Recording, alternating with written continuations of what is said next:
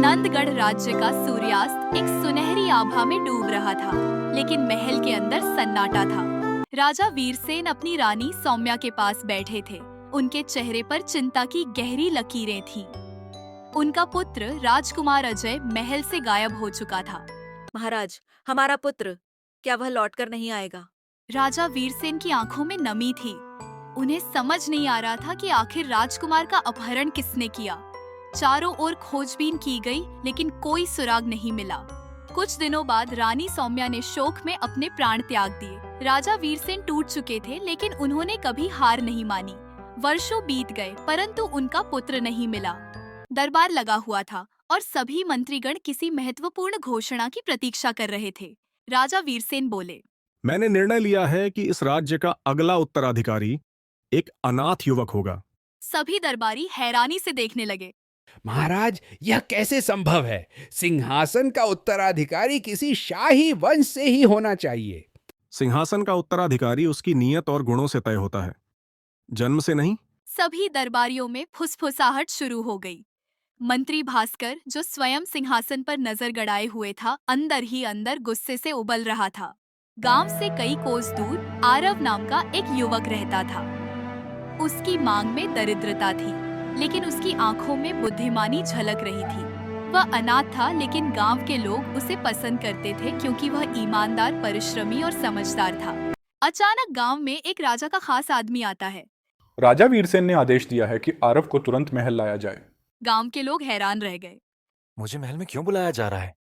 यह एक राजकीय आदेश है, तुम्हें राजा से मिलना होगा। आरव असमंजस में था, लेकिन उसके पास कोई विकल्प नहीं था। वह गांव छोड़कर पहली बार महल की ओर चला। महल की भव्यता देखकर आरव चकित रह गया। सोने और चांदी से जड़ा यह महल किसी सपने जैसा था, लेकिन उसे सबसे अधिक आश्चर्य तब हुआ जब राजा वीरसेन ने उसे अपने पास बुलाया।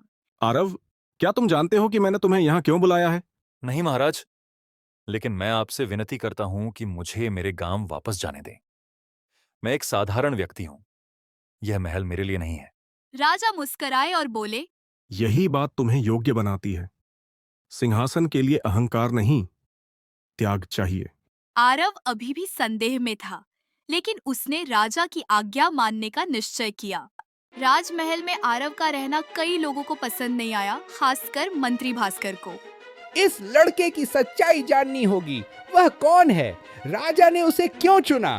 एक गुप्तचर सूचना लेकर आया। आरव जन्म से ही अनाथ था। उसे एक किसान ने बचपन में गोद लिया था। लेकिन एक अजीब बात है। क्या? उसके दाहिने कंधे पर एक अनोखा जन्म चिन्ह है, ठीक वैसा ही जैसा पुराने राजकुमार अजय के बारे में सुना जाता था। भास्कर के चेहरे पर एक शैतानी मुस्कान उभर आई। अब तो ये खेल और भी दिलचस्प हो गया है। आरव महल की छत पर टहल रहा था जब एक बूढ़ा सेवक उसके पास आया। राजकुमार, मैं आपको कुछ बताना चाहता हूँ। राजकुमार, आपने मुझे ऐसा क्यों कहा? सावधान रहिए। महल में हर कोई वैसा नहीं है जैसा दिखता है। आपके अतीत में एक बड़ा रहस्य छुपा है। आरव कुछ और पूछता, लेकिन तभी महल की गैलरी में किसी की आहट हुई। जब आरव ने मुड़कर देखा तो वह सेवक गायब था। आरव को महल में रहते हुए कुछ ही दिन हुए थे, लेकिन उसकी हर गतिविधि पर सभी की नजर थी। राजा वीरसेन चाहते थे कि आरव अपनी योग्यता सिद्ध करे, इसलिए उन्होंने परीक्षाओं की घोषणा की। आरव की बुद्धिमानी की परीक्षा होगी। क्या आरव कठिन निर्णय ले सकता है? अगले दिन परीक्षा के लिए महल में दरबार लगाया गया। एक किसान राजा के सामने आया और बोला, महाराज, मेरे खेत से मेरा पड़ोसी जबरदस्ती पानी रोक रहा है, जिससे मेरी फसल सूख रही है। उसी समय किसान का पड़ोसी भी आया और बोला, महाराज, ये झूठ बोल रहा है।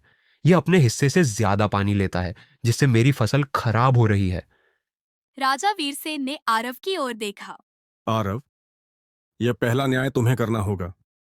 बताओ, सही फैसला क्या होगा? आरव ने दोनों की बातें सुनी और फिर एक चालाक हल निकाला। दोनों खेतों के बीच एक छोटा जलाशय बना दिया जाए, जिससे पानी दोनों को समान रूप से मिले।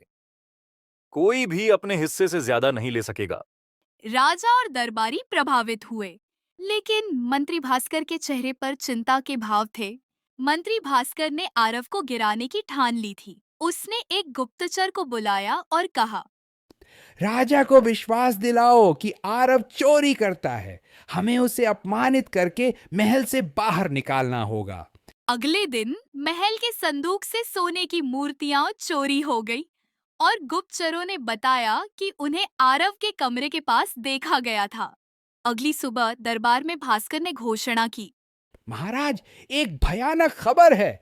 महल के खजाने से सोने की मूर्तियां चोरी हुई हैं और सबूत आरव की ओर इशारा कर रहे हैं। राजा वीरसेन का चेहरा गंभीर हो गया। क्या यह सच है, आरव? आरव चौंक गया और मन ही मन बोलने लगा, मैंने तो कुछ भी चुराया नहीं पक्का। ये किसी की साजिश होगी। महाराज, मैंने चोरी नहीं की। कृपया मुझे सच साबित करने का अवसर दें। आरव ने महल के पहरेदारों से पूछताछ की और पाया कि जिस रात चोरी हुई थी, एक सेवक को खजाने के कमरे में देखा गया था। जब उस सेवक से पूछताछ की गई तो वह घबरा गया और बोला, मैंने यह चोरी भास्कर मंत्री के कहने पर की थी। उन्होंने मुझे लालच दिया था। भास्कर, क्या यह सच है? भास्कर कुछ नहीं बोल पाया। राजा वीरसेन ने उसे दरबार से बाहर निकलवा दिया और आरव को निर्दोष घोषित कर दिया। आरव अब महल का उत्तराधिकारी होगा। दरबार में खुशी की लहर दौड़ गई, लेकिन तभी एक संदेशवाहक आया और बोला, महाराज, मैंने एक रहस्य खोजा है। आरव केवल उत्तराधिकारी नहीं, बल्कि असली राजकुमार अजय है। क्या आपने जो भी पहले बात की ये सच है? आरव ही मेरा असली पुत्र है। हाँ बिल्कुल महाराज, ये सच है। तुम ही मेरे खोए हुए पुत्र हो। तुम ही राजकुमार अजय हो। आरव उसने कभी सोचा भी नहीं था कि वह असल में राजा का पुत्र है। अगर आपको यह स्टोरी पसंद आई हो तो सब्सक्राइब, लाइक और कमेंट दिल से करें। और हमारी नई स्टोरी हर संडे 10 बजे आएगी। धन्यवाद।